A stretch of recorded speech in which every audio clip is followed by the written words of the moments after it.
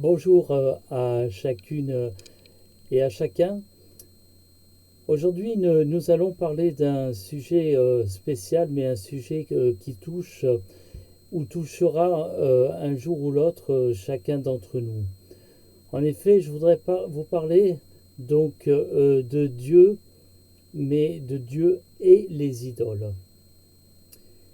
Quand nous prenons le dictionnaire, nous nous apercevons que pour idole, la définition est représentation d'une divinité, personne ou chose qui est l'objet d'une vénération.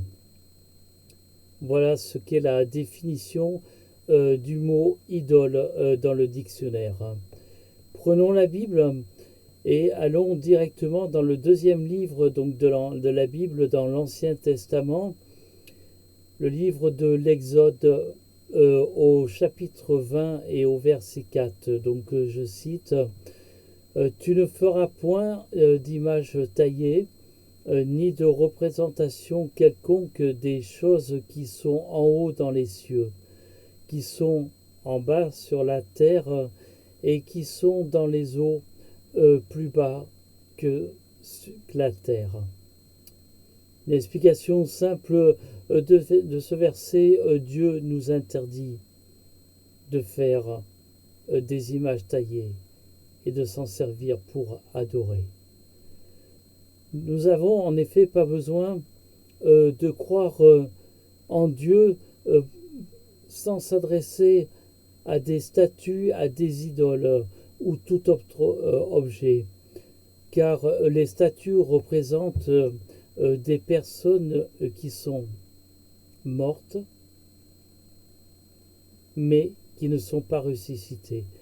Elles peuvent aussi représenter des personnes vivantes, mais nous en parlerons un peu plus tard.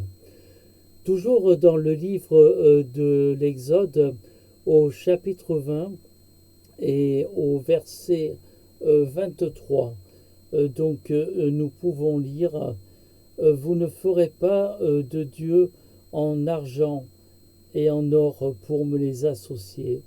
Vous ne vous en ferez pas. Dieu insiste sur cette phrase qui est notée Vous ne ferez pas de Dieu en argent et en or pour me les associer. Inutile donc de construire une statue à l'effigie de Dieu, à l'effigie de Jésus, alors que nous ne savons pas comment il est, et de vouloir l'associer directement au Seigneur. Car nous savons que seul Jésus-Christ est ressuscité. Mais nous n'avons pas besoin donc de ces représentations pour y croire. Dans l'Ancien Testament, dans le livre de Osée, au chapitre 13 et au verset 4, il nous est marqué « Moi, je suis l'Éternel ton Dieu depuis l'Égypte. Tu ne connaîtras pas d'autre Dieu que moi, et il n'y a pas d'autre sauveur que moi. » Il y a un seul Dieu, un seul Créateur, une seule personne que tu dois adorer.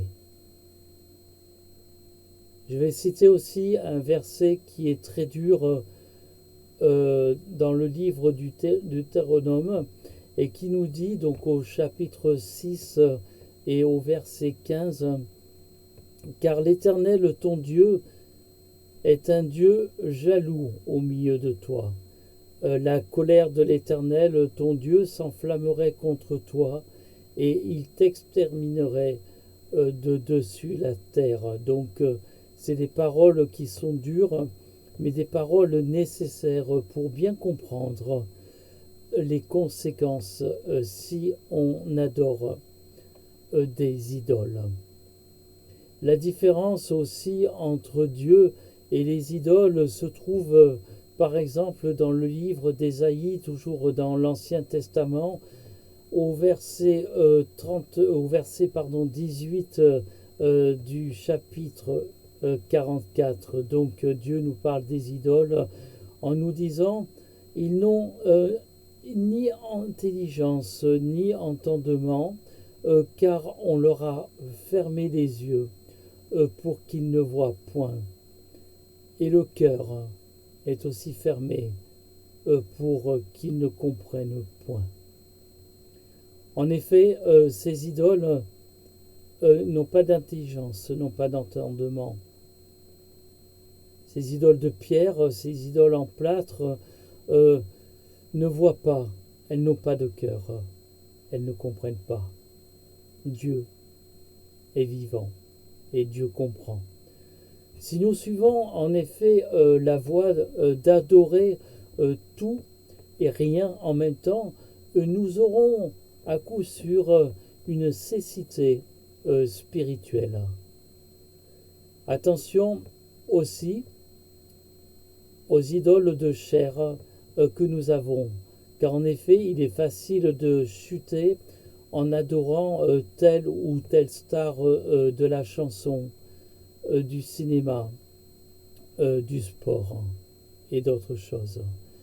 Les affiches aussi que nous mettons souvent quand nous sommes ados dans nos chambres de ces chanteurs, de ces chanteuses, cela est interdit, cela est dangereux si on le prend comme une idole, comme une vénération.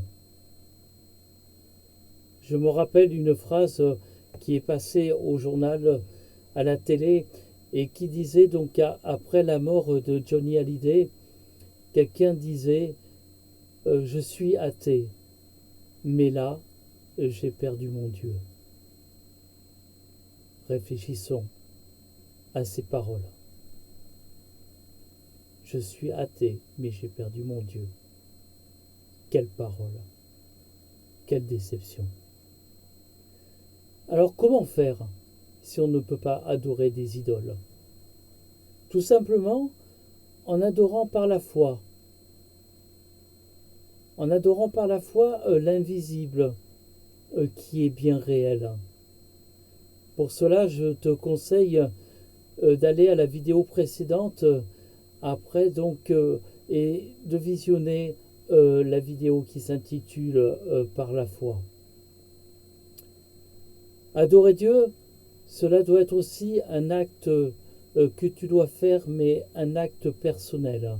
Un acte personnel qui parle et qui part du cœur. Cela doit émaner de personnes aussi qui mettent bien entendu leur confiance en Dieu. Adorer Dieu, c'est respecter le Créateur. C'est prendre conscience de celui qui nous a créés, qui nous a donné la vie et qui veut que nous vivions. N'adorons pas n'importe qui, n'adorons pas n'importe quoi.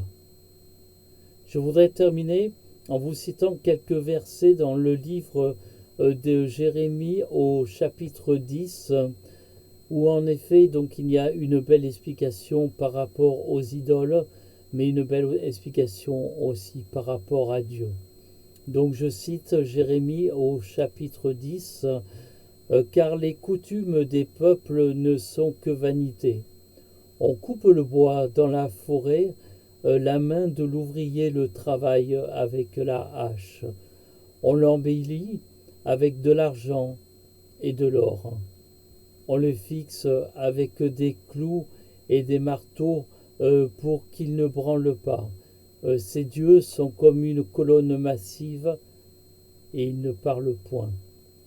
On les porte parce qu'ils ne peuvent marcher. Ne les craignez pas, car ils ne sauraient faire aucun mal et ils sont incapables de faire du bien. Le prophète Jérémie continue dans ce chapitre en nous disant « Nul n'est semblable à toi, Éternel, tu es grand et ton nom est grand par ta puissance. » En parlant des idoles, Jérémie nous dit aussi « On apporte de Tarsis des lames d'argent et du phase de l'or. » L'ouvrier et la main de l'orfèvre les met en œuvre. Les vêtements de ces dieux sont d'étoffes teintant en bleu et en pourpre.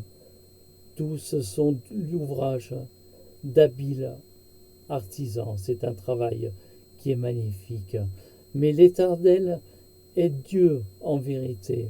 Il est un Dieu vivant et un roi éternel. La terre tremble devant sa colère et les nations ne supportent pas sa fureur. Tout homme devient stupide par sa science personnelle. Je rajoute. Donc tout orfèvre est honteux de son image taillée, car ces idoles ne sont que mensonges. Il n'y a point en elles de souffle. Elles sont une chose de néant, une œuvre de tromperie.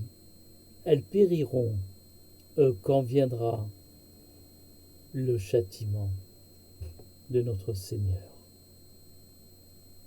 Alors, crois en Dieu, ne crois pas en ces idoles. Qu'elles soient vivantes, qu'elles soient décédées, elles représentent un danger, car elles t'empêcheront de croire en Dieu, l'unique, le véritable. Je réitère, comme à chaque vidéo, mon offre concernant la Bible. Si tu n'as pas ce livre, mets-moi un petit commentaire en message privé. N'hésite pas aussi à commenter ces vidéos et aussi te dire un grand merci. Vous êtes nombreux à les visionner. Sois béni, sois gardé dans le nom du Seigneur Jésus-Christ. À bientôt et au plaisir de se voir par ces vidéos.